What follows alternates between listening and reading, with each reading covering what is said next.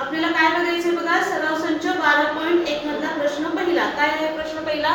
तर तुम्हाला समीकरण दिलेलं आहे आणि त्या समीकरणाच्या इथं काही उकली दिलेल्या आहेत आणि या उकली या समीकरणाच्या आहेत की नाही हे आपल्याला चेक करायचे. म्हणजे उकल आहे की नाही हे चेक करायचं. मग उकल आहे की नाही कसं चेक करायचं? तर या एक्सच्या प्रत्येक किमती घ्यायच्या आपण या समीकरणामध्ये, त्या लिहायच्या आणि समीकरण सोडवायचं. आणि सोडवल्यानंतर दोन्ही बाजू जर बरोबर आली, तुम्हाला मी याच्या आधी सांगितलेले बघा की समीकरणाची डावी बाजू आणि इकडची काय असते उजवी बाजू, बरोबर चिन्हाच्या इकडची डावी आणि इकडची उजवी, दोन्ही बाजू समान आल्या यातल्या एका कुठल्याही किमतीसाठी तर ती समीकरणाची उकल आहे. जर नाही आलं तर ती उकल नाही. आता कसं बघूया आपण. पहिल्यांदा काय घ्यायचं आपल्याला, x बरोबर -1 घेऊ. आता x बरोबर -1 घेऊन याचा अर्थ काय, तर जिथं तुम्हाला x आहे तिथं -1 ही किंमत ठेवायची आहे. म्हणजे या समीकरणामध्ये x च्या ठिकाणी काही -1 -4 बरोबर 3 बरोबर. आता ही क्रिया आपल्याला करायची आहे. -1 आणि -4 किती येईल उत्तर? किती येईल विचार करा. -1 आणि -4 होय की. आणि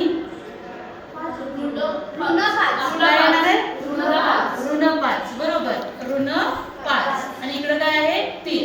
आता इकडे ऋण 5 इकडे 3 आहे. आलं का समान?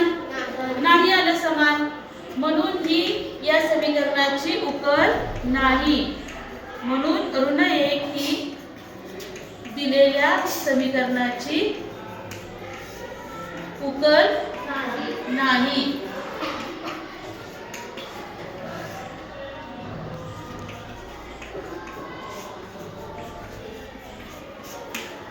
समजते कसं सोडवायचं आहे? आता हे लक्षात आलं तुमच्या. आता आपण 7 घेऊन बघूया. x बरोबर 7 ही उकल येते का बघूया. इकडेच घेऊया आपण. आता काय घेऊया आपण, x बरोबर 7. x बरोबर 7 घेऊ. आता x बरोबर 7 म्हणजे समीकरणात जिथे x आहे तिथे आपण 7 घ्यायचंय. समीकरण काय आपलं, x - 4 बरोबर 3 आहे. x च्या ठिकाणी किती घ्यायचंय 7. 7 - 4 बरोबर 3. 7 - 4 किती आले 3. हे 3 बरोबर. दोन्ही बाजू कशा आल्या समान आल्या.